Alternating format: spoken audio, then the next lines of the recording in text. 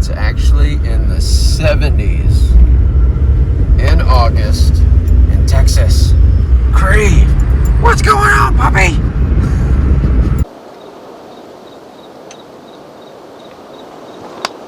The objective this morning is to see what the clean cold bore zero of my 6.5 precision rifle is. It's starting to really get into a sweet spot right now.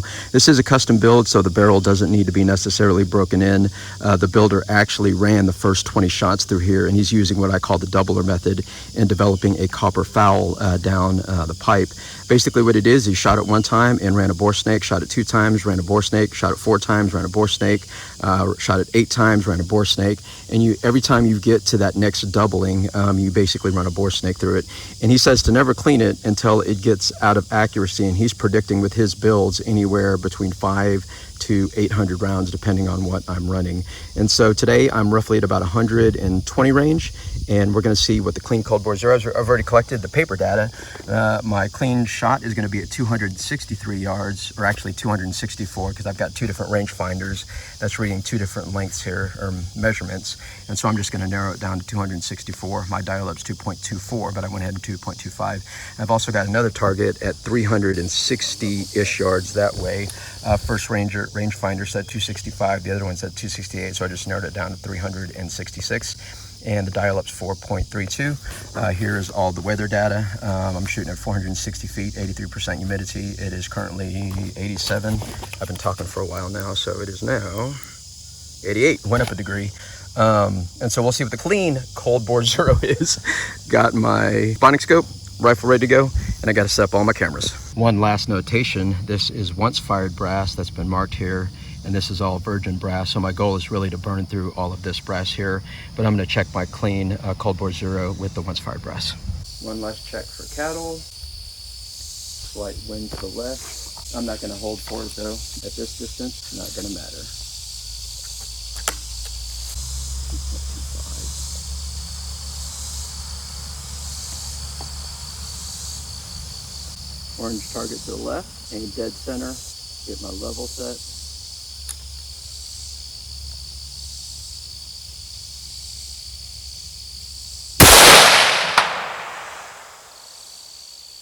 And I'll show you this paperwork when we get there. I was aiming dead center and it went high right at the 1 o'clock. Let's do it again.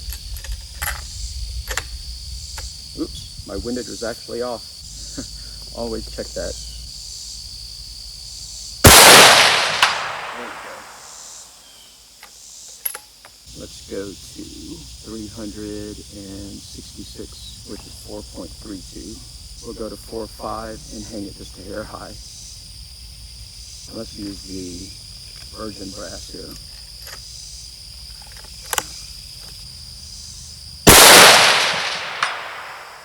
That's also high right. I've got an ongoing issue here. I got to show you this, guys. You might figure out what's going on. I will hold into the wind this time. Hold left side of plate. That's dead on. Hold middle plate this time.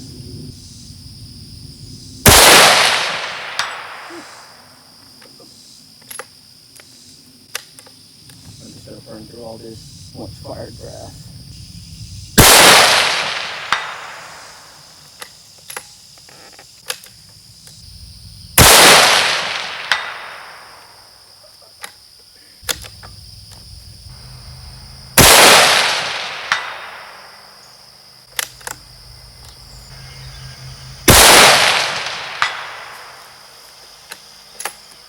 All right, I gotta show you this.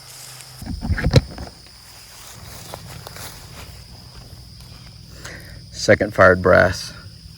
So when I loaded these, I was in roughly 50-degree weather. Now we are in the 80s, and it's popping primers. This is my incorrect clean cold bore zero. I forgot to do the proper horizontal correction. Once I made that correction back 0.25 at 260 yards, it was pretty much dead on. My builder said that the clean cold bore zero and the regular zero should just be about right, and I believe he's correct. So I'm going to go home and measure that and do the mathematical backwards and see. Check this out, guys. We got a lot of hog signs right yonder way. You haven't seen me out here with my thermal in a while. May have to do that this week. This stuff is fresh. I saw literally some footprints in here. Yeah, this is like when I'm walking on it, super soft.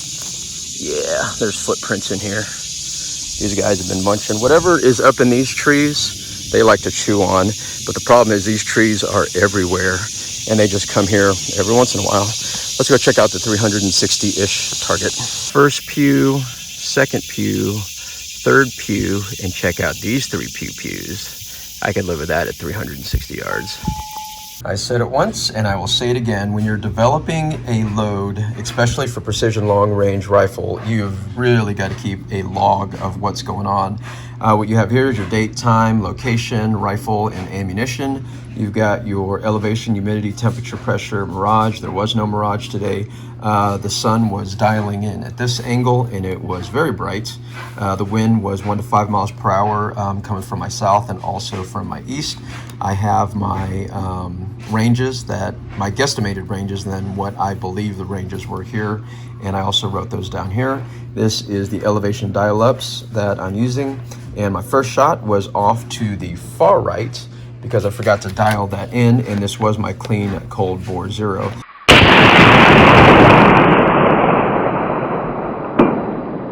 I truly believe if I would have had that dialed in, it would have splashed high still, but right in this mark right here, which if that's the center of the plate, that is beyond sub MOA, which is awesome. And I'll measure that in a minute so you can see. All of these asterisks, what's interesting about this is where my primers blew. And what is interesting about that is 3, this shot, and this shot, where the primers blew, the bullet splashed high right.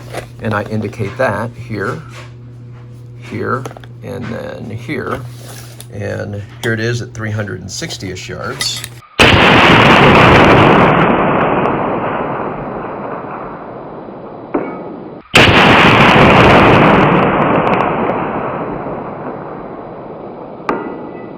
So this was also a blown primer, but it smacked sub MOA for sure.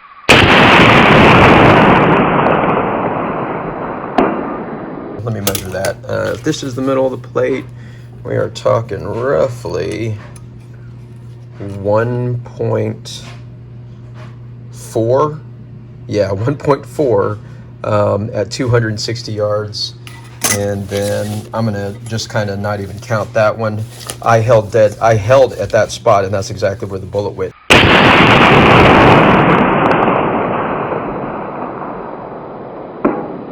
And so I finally landed on these 3. And so at 360 yards, I have got a group at 2.5, roughly, MOA at 360 yards.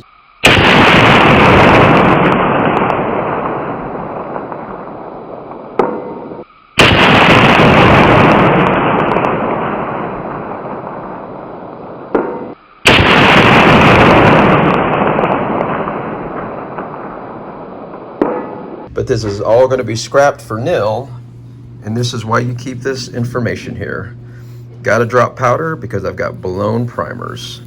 So I've got to rebuild this whole system and start over again, which is not going to be fun right now with all of the parts.